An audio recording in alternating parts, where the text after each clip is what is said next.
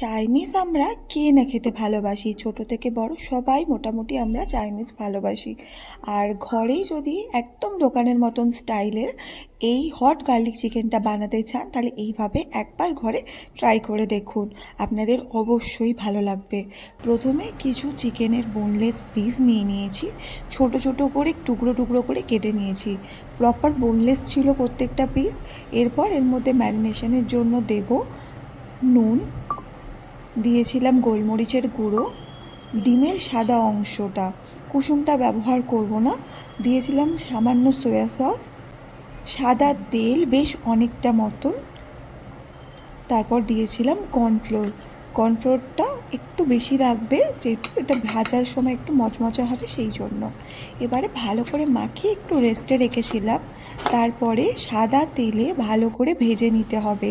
তার আগে একটা সসের ডিপ বানাতে হবে, যেটার জন্য লাগবে tomato puree, red chilli sauce, normal ketchup লাগবে, দিয়েছিলাম সয়া সস, চিনি, তারপরে কর্নফ্লাওয়ার। যেহেতু সসে অনেকটা মতো নুন থাকে, তো এখানে নুনটা কিন্তু দিইনি, যদি পরে লাগে তাহলে দেব।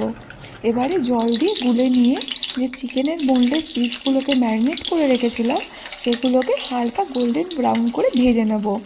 ছাঁকা তেলে ভালো করে প্রত্যেকটা চিকেন ভালোভাবে আমরা তেল দিয়ে ভেজে নেব।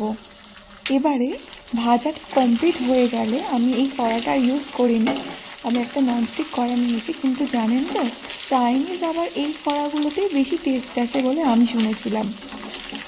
আমি ইউজ করিনি, আমি ননস্টিকের একটা কড়ার মধ্যে প্রথমে দিয়েছিলাম রসুন কুচি আর দিয়েছিলাম স্প্রিং অনিয়নের হোয়াইটটা। এরপর এটাকে ভালো করে নাড়িয়ে চাড়িয়ে ভাজা ভাজা করে নিয়ে এর মধ্যে শুকনো লঙ্কা ব্যবহার করেছি। শুকনো লঙ্কার সাথে আপনারা চাইলে এখানে কাঁচা লঙ্কাও দিতে পারেন, বাট আমার বাচ্চা খাবে বলে আমি এখানে অতটা ঝাল দিইনি। এরপরে সসের মিক্সচারটা দিয়ে দেবো। তারপর সব কিছু একসাথে খুব ভালো করে নাড়িয়ে চাড়িয়ে নিয়ে মিশিয়ে নেবো। এবারে ভালো করে মিশিয়ে নেওয়ার পরে এখানে একবার দেখেছিলাম একটু নুনটা কম লেগেছিলো, তাই নুন দিয়ে দিয়েছি, আর দিয়েছিলাম চিনি আর গোলমরিচের গুঁড়ো সামান্য। এরপর এটাকেও ভালো করে মিশিয়ে নিয়েছি। মিশিয়ে নিয়ে সামান্য কিছুক্ষণ বাদে চিকেনের যে ভেজে রাখা পিসগুলো ছিল সেগুলোকে অ্যাড করে দিয়েছি।